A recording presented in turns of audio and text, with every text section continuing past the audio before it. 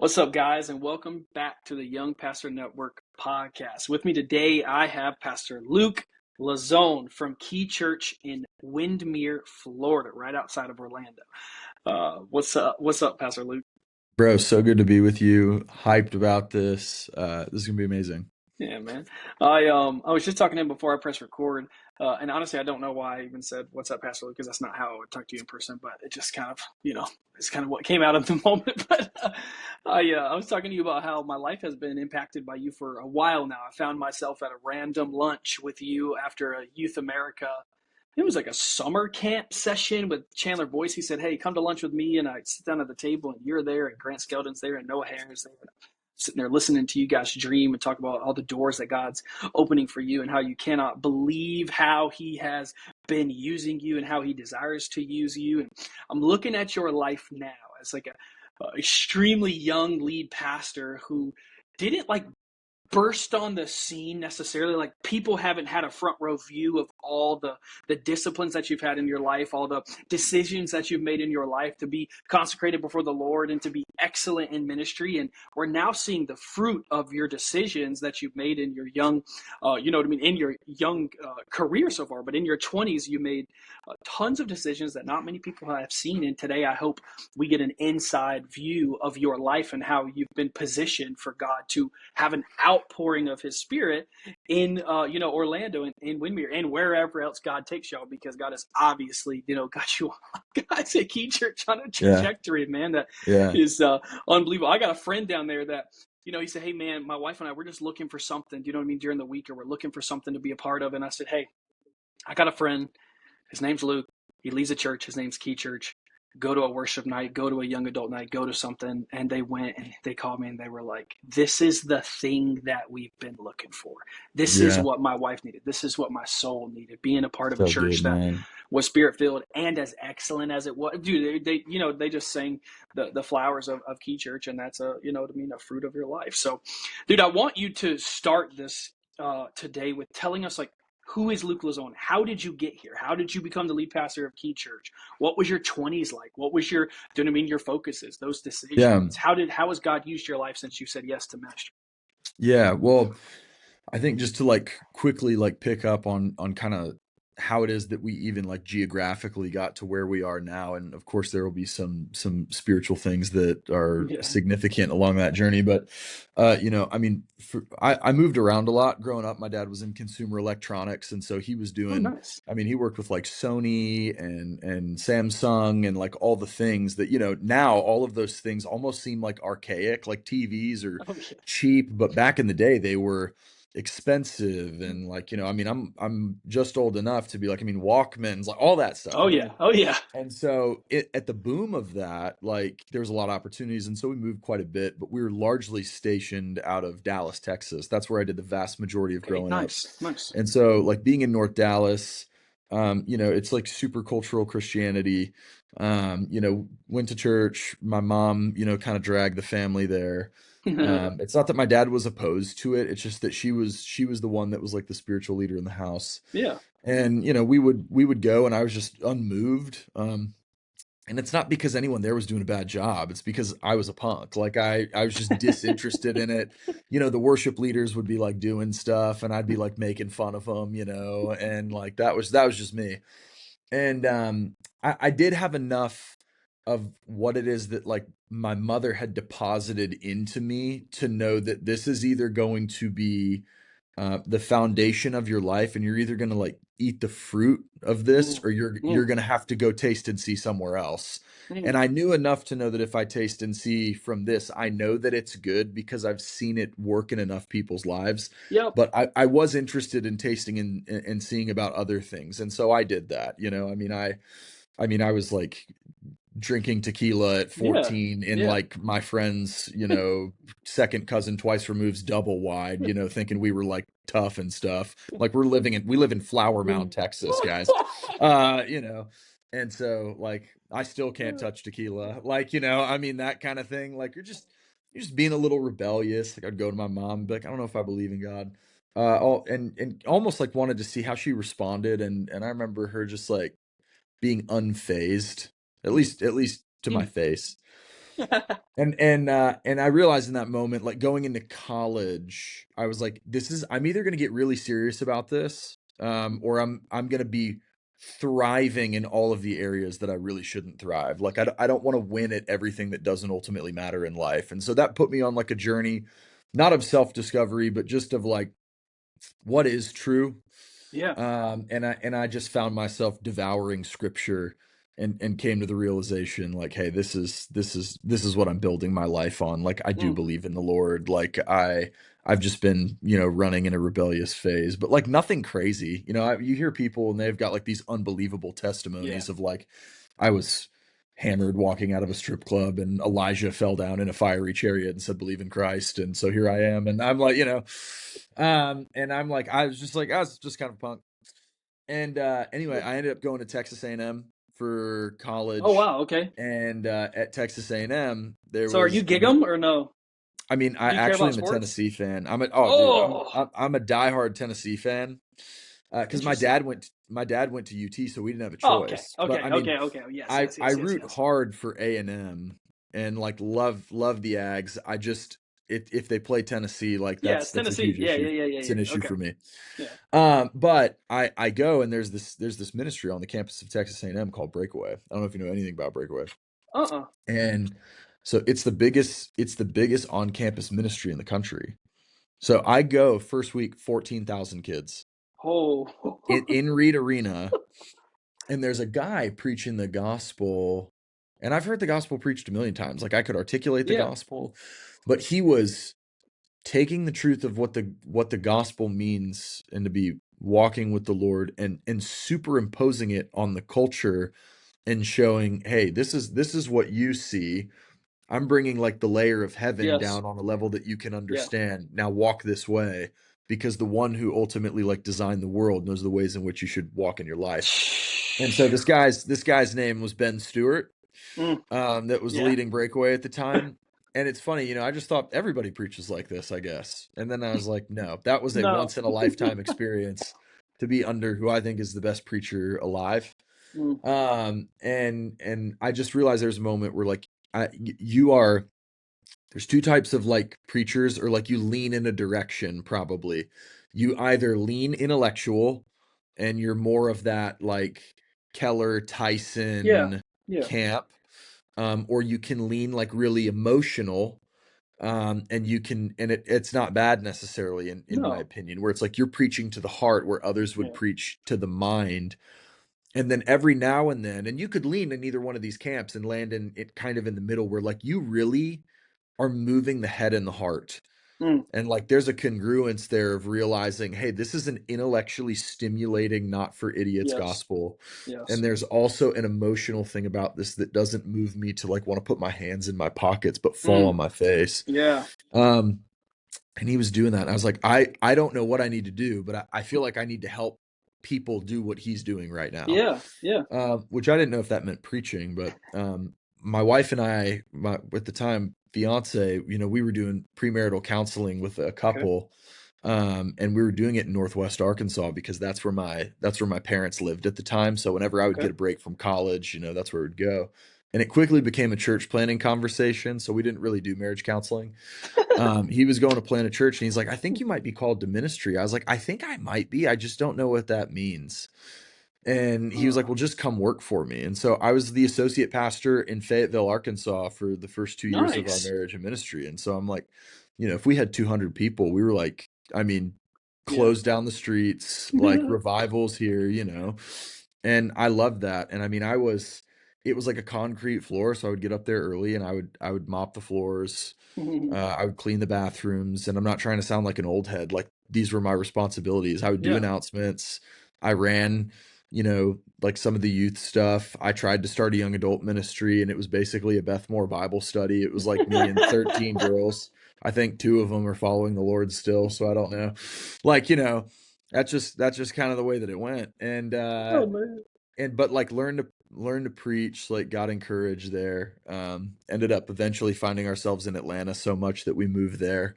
Okay. I was a part of a young adult ministry there called The Alternative, where there's just like a ridiculous pool of talent of people that were just kind of coming into South Georgia from all over the country. Yeah. And it was amazing. Like 1,000 young adults would pull up to that. I would preach at it. And then that kind of just faded into the background. We weren't connected to a local church, which was problem number one. It was just kind of like, I mean, truth be told, I think we kind of thought like we were Yeah. amazing and The like knew what stuff. to Yeah. do. And it's just like, hey, churches might want to reach out to us to figure out what to do, and then you realize, oh, the gates of hell can prevail against 501c3s. It just won't prevail against the church, which we are not. And so Oh, yeah. we that kind of faded. And that it faded right as COVID was coming into the picture. I'd written a book and was planning on speaking all over. Okay. Okay. And then my book comes out November of 2019. Is there a worse time for a book to come out when you need to travel and speak? And Oh then my like the Lord. world, like rumors of the world shutting down start in February. Hmm. I have one speaking engagement that's left on my calendar before the world shuts down. I go speak in North Georgia. I go speak in what was it called? I don't know. It's north, kind of up. You're almost getting towards Clemson a little Yeah. bit. Yeah. Yeah. Yeah. And as I go and speak at this church, my current worship pastor in Orlando was leading worship at his home church just on a whim for a D now that I'm speaking at. Yeah. And so I speak, 48 times that week to all the students. I preach Yep. on that Sunday morning, and he says, "Hey, man, like I'd love to stay in touch." And I'm like, "Well, I'm never in Orlando. I'm not like a Disney guy, like Same, bro. whatever." Same, man. And I'm like, Yeah. "But I mean, like, I think it's cool. Like, if I'm there, like, I'll let you know." I get asked to speak in Orlando the next week. And so Mm. my wife hits Justin up, our worship pastor, and is like, "Hey, remember when you said that you would help us get stuff?" I was like, "Linz, you can't hit people. Like, they don't actually mean it. Like, you don't actually."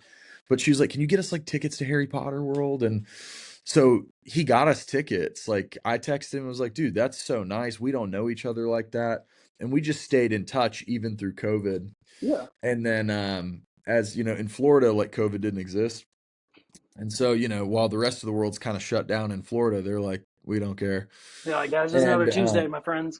honestly, and the leadership of the church ended up reaching out asking me if I would be interested in being the young adult pastor there. Okay. Because they didn't have a young adult ministry, but they're huge colleges. I mean, UCF is over here. Rollins College is a huge community college. Yep. Disney College program is here. So Huge. what's great, like international students as well, like just huge population of young people. And we were like, yeah, we're in on that. Like we'll come down and do that. And so we started a young adult ministry. And then couple months into being here, we realized there was some smoke around like leadership issues, and like I don't know anything about it. And there ended up just being a huge fracturing and a split in the church, and there was really no lead pastor or leadership to Mm. move the thing forward. And there was nothing uniquely special about me. Legit. I just happened to be the one that was preaching every week to young adults, Mm. and they didn't have anyone else that had those kinds of like chops to even Yeah. just do it weekly, not even Yeah. necessarily to like do it really well. Mm. And so they had me step in and start preaching, and that's how I ended up being the lead pastor here. That is incredible. I did not put the correlation between when you launched the book and then COVID happening. And then I said it before we recorded. Man, I felt like, not that you fell off my map. Do you know what I mean? Like I wasn't, your life wasn't No, I so public at that time. And then all of a sudden I saw you at Now Key, and I no, was I like, whoa, whoa, whoa. I fell off the map is like a fair. That's how I felt too. Is I Yeah. felt selfishly and pridefully, I felt like I had fallen off the map. And I think, whenever you put something before God and you hope his answer will be like, no, like, and it was kind of like, yeah, I took you out of the game. Mm. Like, Mm. and I felt like God took me out of the game. And, there were some like prideful things coming out of the alternative that needed to be like, if I was ever going to do this, like there's just some things that had to be, ripped out of me if Yeah. I was going to do this and be able to make it. And so it's like the Lord put me on the bench for like a strong year, like 2019 going into 2020. Ooh, And what a year, man. That is, whew. it Yeah. was tough. And then, I think I was kind of a loser. Like I don't know how else to say it. Like I was kind of a bum. Like I sometimes I don't like throwing the word depressed around or like any Yeah. mental health terms that then like take away from people that actually have those things. I'm like, I don't think I was depressed, but I was like whatever that rung before depressed is, that's where I was.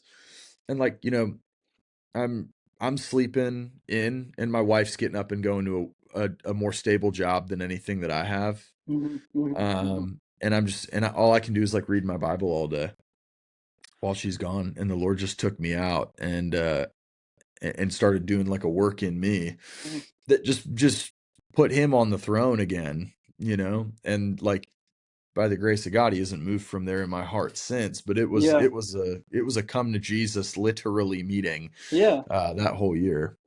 It's interesting. Like, you would say, you know what I mean? I feel like God put me on the bench, and I would say, I don't know, dude. I feel like He might have put you on the operating table, dude. There's Yeah, like yeah, for He knew, sure. He knew the way that you would be like shot out the gates as like a racehorse, a stallion. Yeah, Like you would legitimately be going, the moment you got to Key, and He said, whoa, I got to slow this guy down because the patterns, you know what I mean, of people that won't deal with X, Y, and Z, the outcome is always this, you know what I mean, yeah, in some kind of capacity. And God said, no, no, no, let me pump the brakes and let me put him on the operating table and let me work in his yeah, heart and his mind and his spirit. And then now to watch you as a friend, you know what I mean, as someone who has sat on your yeah. front porch, late at night, and Hmm. we've had conversations about the future and the dreams on our hearts, and you specifically how you want God to move in Orlando. It's cool to hear that, man. Like I think somebody that's listening will be encouraged that, man, like you're not out if you're hidden. Do you know what I mean? You're Yeah, not yeah. like you're not less than, you know what I mean? Like you said it, you felt like a loser. I think that feeling is actually a good feeling. It's not a bad Oh, feeling. it's a great feeling. I think, you know, you can't be coached if you're unwilling to sit on the bench to Yeah. like hear about what needs to change in your Yeah. game before you go back in. Yeah. Like and we all hear it. It's like the best players get coached the hardest. And like we love the idea of that, but we don't actually love the practice of it. No. Oh my Lord. And it's hard, man. But like that was something that, you learn the old-fashioned way. Yeah. And I think every significant move of God, like through Hmm. an individual, tends to have a moment like that, or Hmm. several. Hmm. And so it was a beautiful thing. I mean, I can say that in Yeah. 2026, like, I mean, 7 years ago, like that wouldn't have It's been, but miserable. yeah, but that Yeah. that is the truth. But I mean, the other thing is like, you know, like a dream has to be tested. Like it can't just I have a dream and then it like gets put Yeah. into action. Like it needs to survive through a few nightmares to actually Mm. see how legit it is. And so, if it keeps coming back, then it's probably God. Yep. Yep. And you and I had a conversation about that, you know what I mean, earlier this week. So Yeah. okay, so that's how you got, you know what I mean, to Windermere. And the church was Yeah. called what before you guys recently went to a name change? I can't even remember because Yeah, Key is so. it was called Life Bridge. That's what it was. Yeah, Life Bridge. I Yeah. said I thought it was a bridge something. You know what I mean? So Yeah. you get to Life Bridge. You become the young adult pastor. You have a church split. You step in. Like, can you talk to somebody? Actually, I feel like this is really helpful. I aspire to be encouraging and extremely helpful, and I think that you speaking to someone who might be like undervaluing the season that they're in of preparation because they might have a moment. Do you know what I mean? Like you Yeah. were prepared for the moment. Yeah. You didn't go to Windermere going like, God, I hope you give me this church. I hope you give me this building. Y'all's building is so beautiful. I know it ain't big enough, but it's so gorgeous. Like your campus, your website, all of that's so beautiful. But I know Yeah. you're not going like, God, give me this. I'm the one for this. No, you're going like, I don't know. I think I can build a young adult ministry. God's put me around, young adult pastors and people who have led massive things. Like it's in me. And you had no idea the prep that was taking place in your 20s that Yeah. helped you get ready for the moment. Inspire and encourage someone who may feel like, they're just on the, you know what I mean? They're on the bench for no reason and no purpose. And God's preparing them for that moment. Yeah. I mean, I think it's important for people to also recognize like it's not just that you're getting coached. It's also that you've also got to recognize who you're doing it for. I mean, that's the thing that Mm, sustains. I mean, I think that's where guys get lost. I mean, we've all, witnessed heroes that have fallen. yep. And at some point, like you start to forget the point of the game. And Mm, so, you've got to have a great dream that can be filtered through the filter of, hey, like, is this for my glory or for mhm, his, mhm, mhm, mhm. and that was the big thing for me. You might be finding yourself feeling like you're sitting on the bench right now, and the fact of the matter is, like, he's got to refine the dream, man. Like It's it, good. it can't just be like you came up with it and now it's just Yeah. gonna like launch out of a cannon. Like, I always think it's funny, like, people think Philip Anthony Mitchell just burst onto the scene. Yeah. I was living in Atlanta, and I remember, like, people would send me clips of this guy, like, I mean, 8, 9 years ago. He preached Yeah. exactly like he preaches Yeah. right Yeah. now. Yeah. That he's not performing. This is what he's done.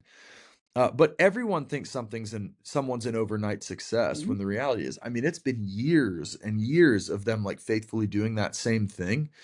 And I think you've got to be you've got to be willing to like do it for an extended amount of time, you Mm. know.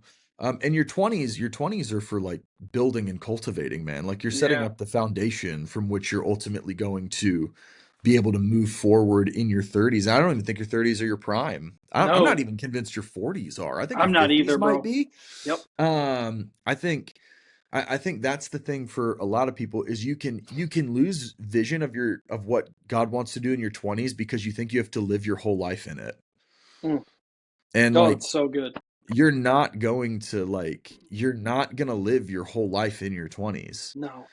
But we do have like this like prodigy obsession. Like, we want to, at least for me, maybe it's, I don't even know, dude. Like, maybe am I unk? Like, is that what's going on? Like, cuz I mean, you have like my generation growing up, like, you saw like, Rich and Chad and Judah and Ferdy too. Carl and yeah. And I mean, it's funny, like, Furtick's the same age, but for whatever reason, he's like daddy, it feels like, for I mean, everybody.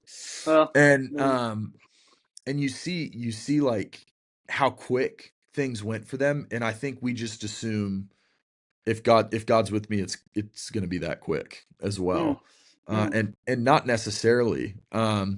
And I think God often has got you on the bench to try to reframe, like, number one, the dream, but then number two is like, it's not just, do I have like a good idea, it's sustainability for it to actually Yeah. like flourish and thrive. And that's where we can get lost a lot.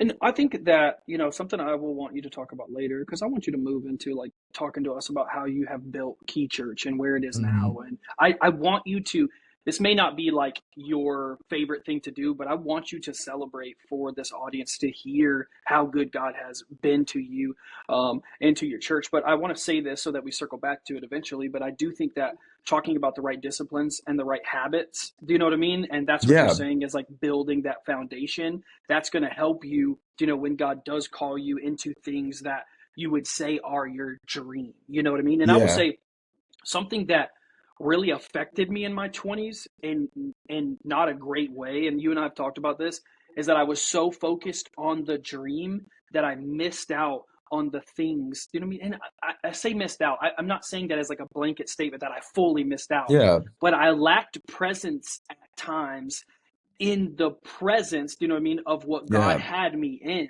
because I was so focused on God, when are you going to put me in the thing that you told me you would do when I was 24, when I was Yeah. 19, when I was 13? And because I am such a Mm. dreamer, you know what I mean? it Yeah. it it killed some of that. Those, I guess that sustainability. I was just so focused on the next thing that I left things too early at times, and that was one of the things that people, had a common feedback about me, and I took that to heart, and I was like, that they're right. Got to Yeah. the later into my 20s, and I'm like, they're right. I missed Well, out I, on growth here and there. So, I will say if you don't have grit, you can't do this. Like if you don't have grit, you can't do this. And the only way you know you have grit is if you can go through hard things and if you can hmm keep showing up. hmm And hmm hmm um, you know, if you've got a big dream, you're gonna have big opposition. yeah, I mean, that's just the reality. And I think we just think like everyone's gonna be behind this. And it's like, no, probably like some of the people that you think are most behind it are gonna oppose it at some point. yep, And then are you yep, still for it? Like, do you still believe God gave it to you? You know, like that kind of hmm thing. And I'm not even saying that about like my own story necessarily. I'm just saying like opposition is it's not gonna be what you think it is. mm. And That's for good. us, Mm. like if you could predict it, well, then you can almost You be could certain plan that's for not it, it. yeah, like Yeah, you would like never go I through it. mean, Yeah.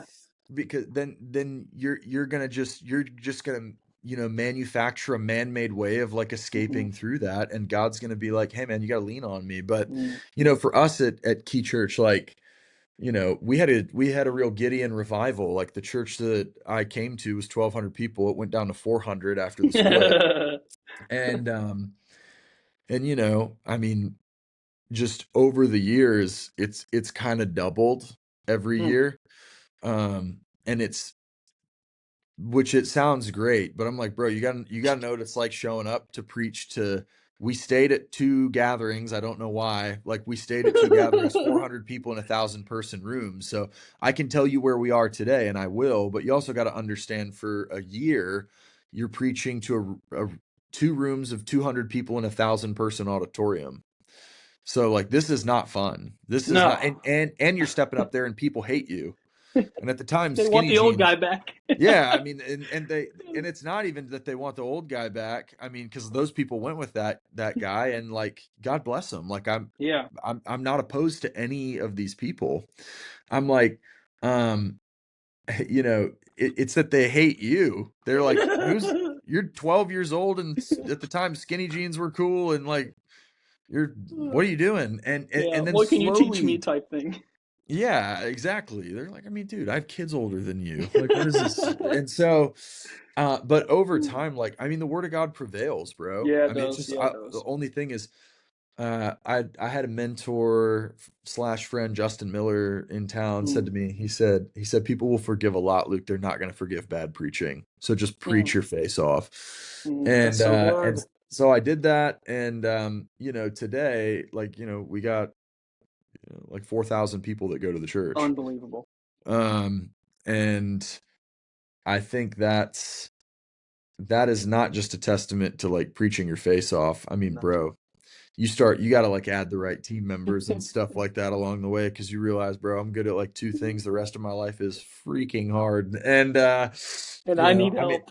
I'm like, dog, I got to use a GPS to like get home from my church, like, I mean, like the rest of my life is tough. I mean, if it's up to me, I'm eating popcorn the rest of my life if my wife dies, God forbid. Like, I mean, I just don't know. And you apply that to church. Like, I mean, you know, my executive pastor is better at his job than I am at mine. Yes. Like my Yeah. worship pastor is the least stereotypical worship pastor ever. He's like wants to raise up like the next guys and Yeah. like give them Yeah. everything. Like, our kids director has been through anything and everything, and she will make your kids feel safe no matter what. Like Yes. Tevin Yeah. is crushing young adults right Yeah. now. Like there's just a million people that I could Your my youth ministry executive is bumping as well, dude. yeah, like my Yeah. executive assistant is, I think, one of the best in the country. Like, I mean, she helps me like think through my sermons, and Yeah. she Look at helps that. like, and she's like theologically astute and like logistically a whiz. Like so you just start realizing like hmm that whole body metaphor. Like the Lord knew what he Mm. was saying when he said Yes. that, Yes. Yes. and it's a grind to get to that moment though. And I think that's the thing, is like if you don't have grit, you can't do this. I mean, Spurgeon said Mm. it best. He said, hey, if there's anything else that you can do other than this, then go do that. Go do it. Yeah. If there's nothing you can do but find yourself continually coming back to this, then you're probably called to it. And like, you gotta be You got to willing to keep like going. wade through some deep stuff. Yeah. Okay, so in light of, Quay Church, I want you to like talk us through, you know what I mean? Like I wrote down some things like, Yeah, you've got like belonging, is our heart. yeah, Like, key worship that is kind of like really building a footprint, you know what I mean, for yeah. people to follow. You've got crews, you've got wake students, you've got key young adults, you know what I mean. And Hmm. then looking at your website and stuff, you've got like land, launch, live. And then for you personally, like I saw this on your Instagram last night as I was just building a document for this that says hashtag take the risk. Like, Hmm. walk us through, you know what I mean, the church split, and then you having to go, oh, I'm now a lead pastor. So Hmm. everything I say, people will Yeah, take yeah, literally. Everything I build, people will do. And if it's bad, it's going to be on display. You know yeah, what I mean? yeah, If there's no fruit, it will be on display. So walk us through, how you built Quay Church to where it is now. yeah. Well, I think like the first thing that I recognize is that language creates culture. Mm.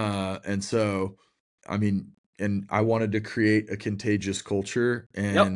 and I wanted it to feel like a cult, because cult is in culture. So It's you can't true. have It's you can't true, have good bro. culture unless it feels like a cult, like, Mm. you know. And You and can't so have good culture unless it feels like a cult. The way I'm gonna think about that all day, Luke. Oh man, that's good. now, and I mean like the best parts of a cult. Like Yeah, you yeah, hear yeah, yeah, people yeah, say yeah, the yeah, same thing and you're like, "What?" But it's not like, someone comes up to me and is like, "Hey Luke, like I just want to challenge something you said," and it's just like you're going to jail. Like, it's not like yeah. that. Like I think part of our healthy culture is like, "Hey man, nobody's like beyond being corrected." Yeah, yeah, yeah, yeah. But language creates culture. And so like we immediately just Mm, put in like what are the values of the church going to be, and then like what are some of our staff team values, which ironically, like as I go on study leave here, I'm going to change some of them because I mhm. think I had wartime values and now I need like peacekeeping ones.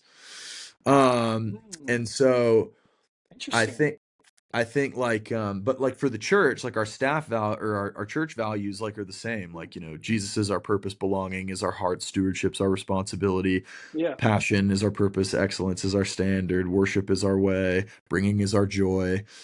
Like all of those things that you kind of rip from, like I ripped a lot of like the way I did it from VU. yeah, yeah. But like the words were specific to us. Yes, And yeah. then, and anyone can have those. Like those are great. But the staff team values that were significant were like take the risk, Yep. sled dogs over show dogs. Hey, I And it love was it. just I and it like that one, bro. yeah, I Yeah. mean like just letting, hey, like you're never gonna get in trouble for trying something and it Yeah. failing. Like I want you to give it a shot. Like anything that is not sinful, and can push the gospel forward in our city and our context, like go for it. Like if it Yeah. fails, I'm gonna be proud of you for failing more than I'm gonna be proud of someone who's having success but not trying anything new. Mm, mm, Sled dogs over show dogs was like, mm. hey man, like we all harness up for the Iditarod. Like Yeah. Wow. we're not getting like pampered and pressed and like trying to go out there and strut. Like we're all just like, hey man, the gospel's the That's message. good. Jesus That's is the good. king. Like all I am is a dog that's pulling the Mm, sled. Like I'm mm, pulling the message. I'm not the message. mm, mm, mm, And so, you know, and I think like through mm. all of like these different phrases, perfectly stated in with your best of intentions, but imperfectly like executed still, Yeah. like Yeah. you start creating a culture. Because people go, if Mm. these are the things that like govern our mindsets and our heart Yes. Yeah. Yeah. for like what we're doing, then like let's ride, Yeah. and so that's kind of how it came to be, bro. And I think it became significant for us to create a culture by, again, I was just like openly like with like our executive team just being like, hey, we're gonna be a cult Yeah. in the way that we talk. We're not gonna be a cult in the way that we can Mhm. discuss things with one another. But immediately you start to see like some change Mm. because you're seeing people that are like using those phrases, and there's Yes. nothing like Yeah. there's no greater joy than being like, this is catching, you know? Mm. That's good, dude. I think like I haven't stopped, thinking about the thing that you said. You can't have culture without cult, and I think that what I would take from that, if I'm listening, and you know what I mean, you're not able to stop thinking about that statement, is the healthy parts of that is that people in something like that don't want to leave it. That's what that is like, oh, no, no, Hmm. no. I found the place that my life needs, right? And so that Yeah. is good. That is actually great. And so if your culture builds big lives, you know what I mean, in people, then hallelujah that they found your, Yeah. you know what I mean, cult, you know what I mean, that was built Yeah. by your culture, that is, you know what I mean, a believer, a Christian, a Totally. consecrated person before the Lord. So Yeah. I just, man, that's good, dude. That's really Yeah. good. Yeah. No, I'm glad. That's amazing. So, okay, so just quickly, like, tell us like a couple of the, foundational pieces, that God used to build the church. Was it preaching? Like, talk us through this stuff practically, man. Like, don't Yeah, it don't was mince words on this. no. It was preaching. It Okay. was preaching and worship, which uh, I think Yeah, like y'all's we worship is good, man. I'm yeah not gonna lie, your worship is we good. added like fresh flavor, and I'll Yeah. talk about that here in a second. When you're dying, like when your church is dying the way Mm-hmm. that like what I inherited was dying, you are not like, if you're really thirsty, you don't care if the water's hot, you'll drink it. Mm. Like when you're really hungry, you don't I don't care if it's a rat. We'll Yeah, we'll we'll opinions go we'll, out the we'll window. we'll Yeah. cook it and eat it. So Yeah. like, I think like, people would say like, oh, preaching and worship, well, every church like wants to do that. And it's like, yeah, but I mean, like not every church like A does them well. And then B, not every church like thinks that excelling at the basics are good enough. That's why you have so many Christians that go wayward, because they are uninterested in excelling at the Yes. revealed things, Yes. and they get caught up in the Sheesh. mysterious. So Mm. I'm like, That's not even a that's Pentecostal thing either. That's so deep. no, Oh no, my no. It's Lord. just in general. I mean, like, Oh, ironically, I mean, I could make it's like, hey, that's, the Pentecostal versus just like, it's like, hey, you speak in tongues, but you gossip. Or like, yeah, yeah, yeah, yeah, or it's like, hey, you don't cuss, but you manipulate. Like whatever it is that yeah, makes you feel yeah. better about yourself. Phew. And so we were just like, hey, we need bread and water. We need the word and we need worship. That's what we Mm, need every Sunday. So we really honed those in. But then the thing that we added, the layer that we added for us that was big, is like, dude, we brought back the altar call in a heavy yeah, way. yeah. And we Talk about it. brought like lingering back.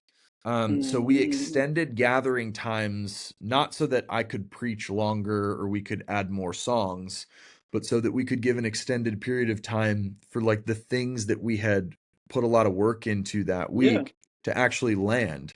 Like if the word is landing in your heart, then like let it Let's linger, grow. man. Yeah, like Whew. let it grow. Like don't kick people out, let them Oh, that's good, process, man. like let them be convicted. And we started seeing people like confess sin, Hmm. started seeing people like linger in the Lord's presence, and then wanting to linger in the lobby with the people that wanted to linger. So like, you started seeing Mm, community take place, but it wasn't community just around affinity things, which is great, but it was community that started to take place over, oh, you too, like the Lord's at mm. work in you too. Oh, you and too. and and Whoo, that's and amazing. that was the significant thing for us that I think started to shift things in a major way, and where people wanted to be a part of it.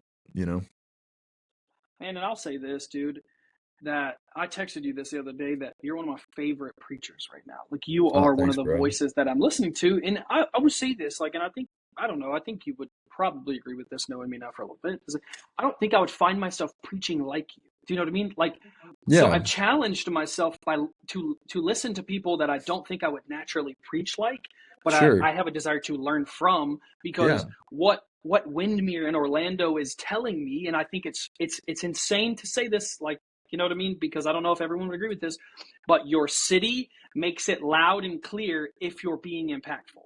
Because yeah. if you're being impactful, people that live there will be in your church. Do you know what I mean? Hmm. And so Yeah, what you were showing me, like unintentionally, through your church, just showing what God was doing, was like, man, I need to listen to what he's preaching, because if Windermere needs it, I probably need it. You know what I yeah, mean? And yeah. so It's I good. found myself listening to you more and more, and I'm watching someone. Do you know what I mean? And people say this about me, that I'm a hype man, and I don't love that language. I love thinking about being a Barnabas to a Paul, being a Yeah, Barnabas to someone. Do you know what I mean? Who might yeah. not know how to encourage themselves, because it's funny. Only one time was it recorded that David had to encourage himself off the floor. I don't Yeah, want people yeah, to have to go a whole life of having to encourage themselves off the floor, do you know what I mean, by themselves. I want to be the person that lifts people up by calling out the actual things that God loves and blesses and put in people. And preaching is a gift. But I can yeah, say this, I can tell that you have watched the right people because you have found your voice. You don't yeah, sound like someone else, man. So yeah, I think it's a really cool thing, and I hope people that are listening to this find their way onto your church's YouTube, find their yeah, way onto your Instagram. Do you know what I mean? And just begin to learn from you because you are authentic. When I got to sit with you on your front porch, late at night when I was after preaching in Orlando, I found myself going home and telling my wife, like I said, that's a guy that I'll listen to when I call. Do you know what I mean? Because he's going yeah, to give me the answer. Do you know what I mean? And the yeah, answer may not be what I want to hear, but it's going to be like, from a place of authenticity and a place of refinement, because I can tell that he's gone through things in his life and God has blessed him. As it's obvious, God has his hand on you, yeah, as he's, turning the tide with like this next 20 to 30 years of church. And he's kind of like showing people, do you know, yeah, who are going to be in the forefront, you know what I mean, as people that later on in life will have, pulpits and churches and stuff. We will be able to have seen you guys do things, and so it's cool to hear you talk about how you got here. Cool to hear you talk about how you're building, because you haven't yeah, built, you're building, and you guys are yeah, 100%. bursting, you know what I mean, out the seams, that you're having to figure out, how do we build a bigger building? How do we maximize, you know what I mean, what God has given us here, but also have faith that he can do more, you know what I mean? Yeah, for Um, sure. and I'm watching you, you know what I mean? And we've had conversations, and so it's amazing to be a part of that as a friend. And I texted you probably a month or two ago and said, hey man, we're finding success within Young Pastor Network by, having cohorts for people to come in and find community, but also be encouraged, convicted, and equipped by pastors that they should be listening to. And I said, man, the Yeah, value you have on my life, I said, I think someone in their 20s, do you know what I mean, in their early 30s would glean from, if they had, 30 or 3 months or 4 months, you know what I mean, under you in a cohort. And so you said, yes, absolutely. And so, as we talk about the cohort that you will lead in the fall, yeah, that's for young pastors. There's not like a specific niche here. All the other cohorts we've done have been a specific niche for a specific ministry, but I felt like just really, really, really clearly through just time with the Lord, as I was thinking through how can Luke be the most impactful to young pastors, it was let him talk about the things he had to build in his life to get to where he is. You know what I right. mean? And so talk about you said three things to me, right? And so these Yeah, would be three of the focuses on the 3-month cohort for someone that would sign up, you know what I mean, in the fall when they launch in September. And the first one you said is soil over seeds. Talk us through what that means to you and how you've like played that out in your life so far.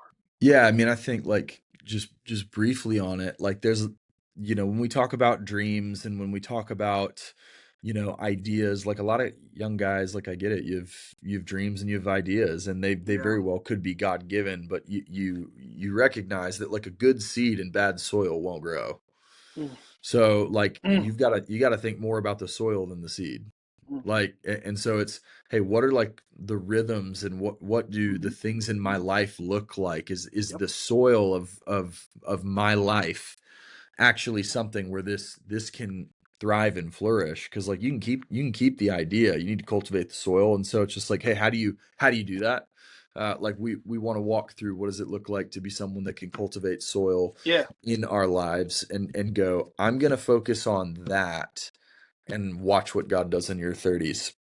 And give us really quick, like give us a practical look into something you do every week that positions your life to be used by God in the way that it is at Quay Church.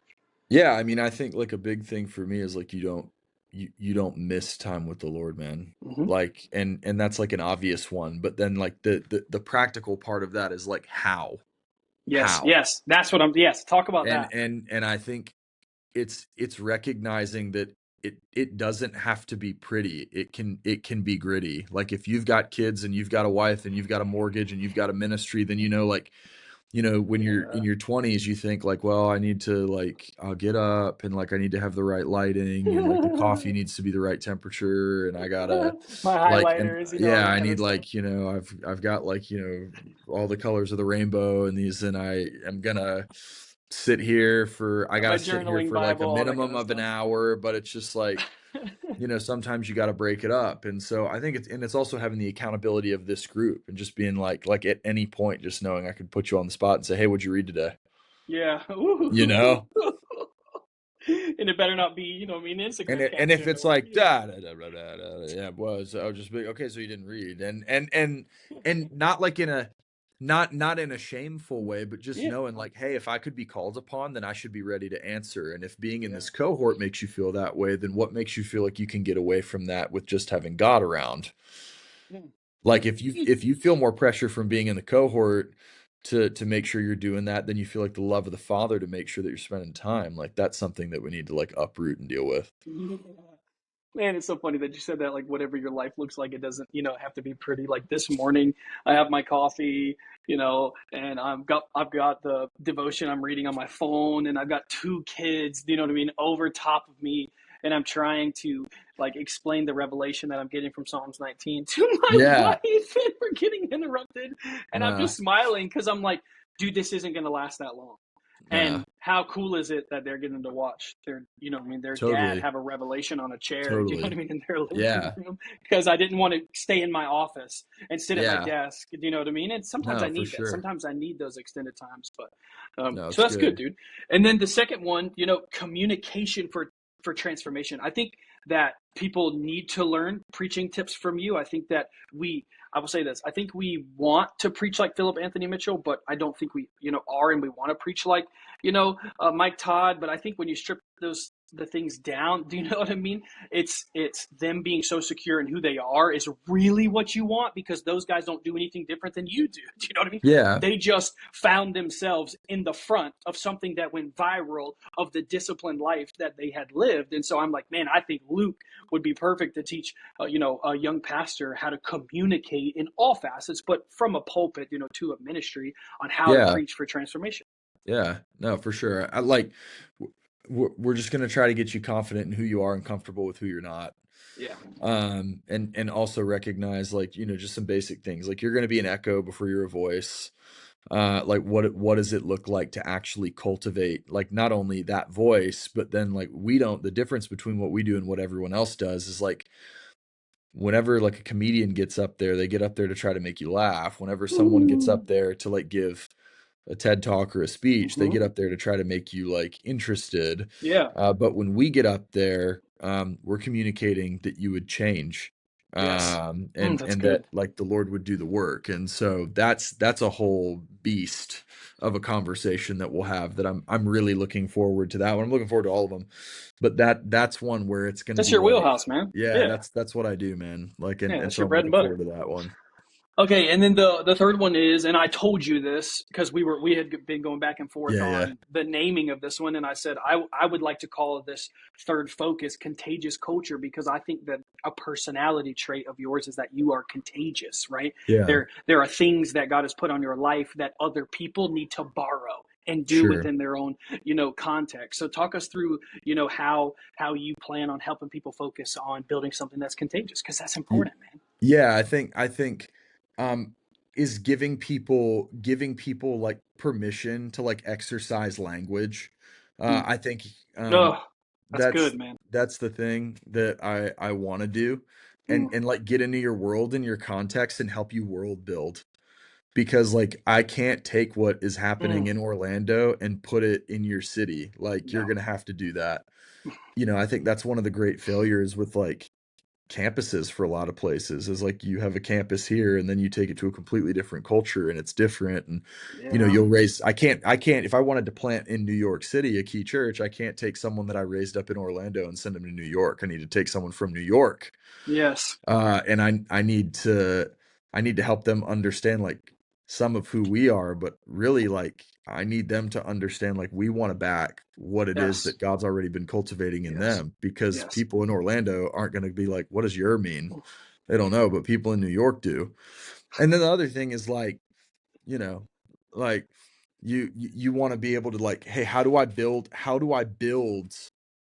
God's kingdom within my community in a Yeah. way to where people go like, yeah, there's something different on that. So like, Yes. Yeah. how do you make that happen? I think we can do that together. And then I want to land the plane with this, dude. And I'm telling you, I've been inspired since I read this on your. I don't know why I hadn't seen it before. Maybe it's something that you put up recently, but the hashtag like take the risk. Tell me how you Hmm. got there, and I just want you to just encourage the audience as we here come to a close here. Is encourage people. Do you know what I mean? Yeah. To take the risk. And how did you get to where that is a mantra of yours? I think, I think like it really, the second part of take the risk is it's easy to take the risk when you're ultimately just resting in God. Mm, And so sheesh. what where that came from is like in the midst of great difficulty, you just like you start finding yourselves curling up next to the stories of guys like Moses. And I think like the call of Moses for young pastors specifically is where you like feel is where you Mm. feel the most connection. And I think, when Moses has like a real tough, like my stuff looks like child's play compared to Moses. I mean, like, Moses is like, Moses is the son of the most powerful individual in the world, and Pharaoh at that point, like adopted into that family, screws it up in a colossal way, doesn't like up, like lost the dog, like up, murdered a guy, very public, can't do that. Like the Pharaoh has to exercise like the authority of his position and say Mm. nobody can do these things and be fair. He has to flee, goes to Midian, which is the backside of freaking nowhere, like ends up like meeting his wife, which a lot of young guys would be great, but then he has to work for his father-in-law shepherding sheep, a lowly position, working for your Mm. father-in-law. That's what, like, so you're in Mm. the middle of nowhere shepherding sheep for your father-in-law after losing everything. That's where he is. And it's in that moment that he's called. And I think you just have to recognize like God will call you out of that type of a thing, out of that stuff, and put you in a position to where you're going to go transform like the face of the earth as a Oh, result of it's like so stepping good, in man. obedience. So it's like, and the call is not you're going to go do something great. It's like you're going to be a part of watching God do something Do great. something. Oh my gosh, man. And so I'm just like, hey man, just take the risk, take the shoes off, sit at the burning bush, and just be like, I love that, most like, I can't do it because of this. I can't do it because of that. I can't do it because of this. And eventually God's like, hey man, like, are you trying to convince me that you can do this on your own? I know for a fact you can't do that. So if you're trying to like Here's your convince me that brother. You you know what I can't mean? do this, like, I'm here to tell you, you cannot Yeah. do this. He's like, Yeah. but Moses, I'm going with you. That's the thing. Mm. Like, I'm going with you. So I'm like, Mm. man, I mean, I don't I can stand at a sea if I know God promised to part it. So like, Yeah. that's what we're trying to do. Gosh, man. That's so good, dude. Man, Yeah, okay, bro. so I'm super excited for the fall. Guys, if Same, you're man. listening to this, you know what I mean? I'm going to post this at a time that we have signups, you know what I mean, beginning to be available for, a 3-month period with Pastor Luke. And again, we want to remind you of the focuses, of those 3 months with other people. You're going to find lead pastors in this, youth pastors, next gen pastors, executive pastors, so pastors who are like, whoa, whoa, whoa, I think I might need to take a step back and make sure I've got the right focuses as God is preparing me for the next, It's great. season of my ministry. And so we got soil over seeds. You cannot plant a seed in bad soil and expect it to grow. Communication for transformation. Comedians want to make you laugh. TED Talks want to make you inspired. But a preacher needs to be the voice of change, of Yeah. transformation, of redemption, man. And then contagious culture. You cannot have culture without hope. So helping you have permission to have the language that unlocks the thing that your city needs. Yeah. In your ministry. So, man, you can go to youngpastornetwork.com to sign up for the cohort. You can go to our Instagram at Young Pastor Network, and click the links and get signed up. And Luke, before we close, tell people how they can find you. Tell people your Instagram. You know Yeah, what I mean? man. Instagram is easy place to find me. YouTube, Quay Church. I would say this is a new thing that I'm gonna like unveil, and so I'm like kind of Ooh, let's go, saying let's this is go. like I am gonna start like writing more on Substack, and like the Okay, email. I'm sick. glad it's like anti-algorithm, and so like, hey, like that's just also an easy way for us to like stay connected. So Yeah. And so I'll get those links from you and put Yeah. it in the description of the episode whenever you've gone live with it. Because by the time that this one airs, you'll have that live. So, Yeah. Yeah. So yeah, man. Thank you so much, dude, Amazing, for your bro. Love time. you, I bro. love you so Yeah. much, and Yeah. I'm grateful for it, man. Seriously, Love thank you, you. dog. We'll talk soon.